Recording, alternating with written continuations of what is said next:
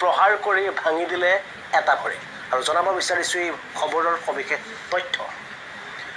মঙলদৈৰ দৰে অনুৰূপ ঘটনা সংঘটিত হৈছে এইবাৰ মাজুলীত।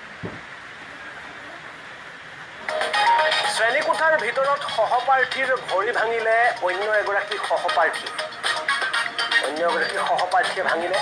জিৰণিৰ সময়ত সংঘটিত হৈছে এই চাঞ্চল্যকৰ ঘটনা। এই চাঞ্চল্যকৰ ঘটনা সংঘটিত হৈছে আক্ৰমণত এখন ভৰি ভাঙি যোৱা ছাত্ৰগৰাকী গড়মূৰ চিকিৎসালয়ত ভৰ্তি কৰোৱা হয়, কিন্তু পিছৰ পৰ্যায়ত উন্নত চিকিৎসাৰ বাবে যোৰহাট চিকিৎসা মহাবিদ্যালয়লৈ প্ৰেৰণ কৰিব লগা হৈছে। মাজুলীৰ বেঙেনাআটী ৰমাকান্ত দেৱগোস্বামী HS স্কুলত এই ঘটনা সংঘটিত হৈছে। সহপাঠীৰ আক্ৰমণৰ বলি হোৱা ছাত্ৰগৰাকী 9ম শ্ৰেণীত অধ্যয়নৰত আছিল।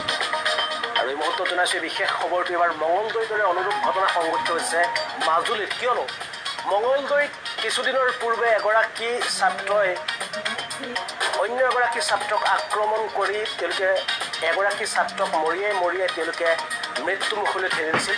ঠিক তেনেদৰে এইবাৰ অনুৰূপ ঘটনা সংঘটিত হৈছে মাজুলীত। কিয়নো এইবাৰ মাজুলীত অন্য এগৰাকী ছাত্ৰই একে শ্ৰেণীত পঢ়া 9ম শ্ৰেণীৰ অন্য এগৰাকী ছাত্ৰক আক্ৰমণ কৰি ভৰি ভাঙি দিয়াৰ দৰে ঘটনা সংঘটিত হৈছে। আৰু এই ঘটনাৰ পাছতেই উক্ত ছাত্ৰগৰাকীক উন্নত চিকিৎসাৰ বাবে যোৰহাট মেডিকেল কলেজলৈ প্ৰেৰণ কৰিব লগা হৈছে। প্ৰাথমিক চিকিৎসাৰ বাবে গড়মূৰ চিকিৎসা মহাবিদ্যালয়লৈ গড়মূৰ চিকিৎসা কেন্দ্ৰলৈ নিয়া হৈছিল, যদিও গড়মূৰ চিকিৎসা কেন্দ্ৰৰ পৰা পোনে প্ৰেৰণ কৰা হয় মাজুলী যোৰহাট মেডিকেল কলেজলৈ।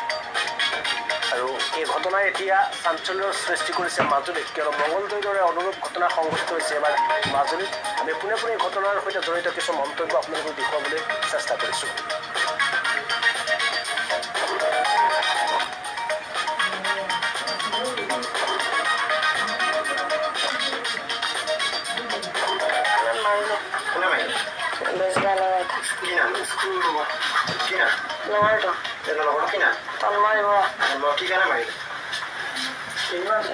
নিজানো কি কাৰণে মই গছকি দিছে ভৰি জোতাই গছকি দিছে। তোমাৰ স্কুল চলি থাকোঁতে নেকি? বিদ্যালয়খনৰ নামটো বেঙেনাআটী। ভৰি ভাগি গৈছে নেকি?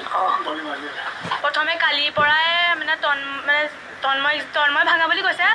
মানে এইটো কি বুলি কয়, তপনে তন্ময়খনো বৰ বেয়া শব্দৰে গালি পাৰিছিলে। য'ত সি তন্ময় বুজাইছিলে যেন তই মোক এইবোৰ শব্দ নকবি, যেন স্কুলত সেইবোৰ শব্দ ভাল নালাগে। তাৰপিছত সেইটো কালি তেনেকৈ বুজালে হৈ গ'ল। আজিও হেনো আকৌ ক'লে সেই একেটা শব্দকে। তাৰপিছত সি ক'লে মোক নকবি ভাই, মই এইবোৰ বেয়া পাওঁ। তাৰপিছত সেনেকৈ বুলি মানে লগৰবিলাকে সিহঁত দুটাক ধৰিলে। তাৰপিছত অলপ দেৰি যোৱাৰ পিছত সিহঁত দুটাক এৰি দিলে যে কাজিয়া নকৰে চাগে। আৰু সেইটো কাৰণে সিহঁত ৰুমত গৈ দুটাক মাৰিছে।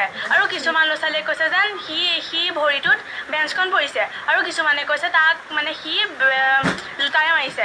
তাত মই সঠিককৈ নাজানো। মই আহি দেখিছোঁ যেন এফালে দুটামানে এটাক ধৰি আছে আৰু দুটামানে এটাক ধৰি আছে। মানে ইমান নেদেখিলোঁ, কিন্তু দুয়োজনে মানে ডিঙিত দঙাদৰি কৰি মানে মাৰামাৰি কৰিছিলে। লেজাৰ দি থৈছিলে। ছাৰ বাইদেউহঁত অফিচ ৰুমত আছিলে। মানে ছাৰ বাইদেউহঁত অকণমান কাৰণে ওলাই গৈছিলেগৈ আৰু অফিচ ৰুমত বহি আছিলে।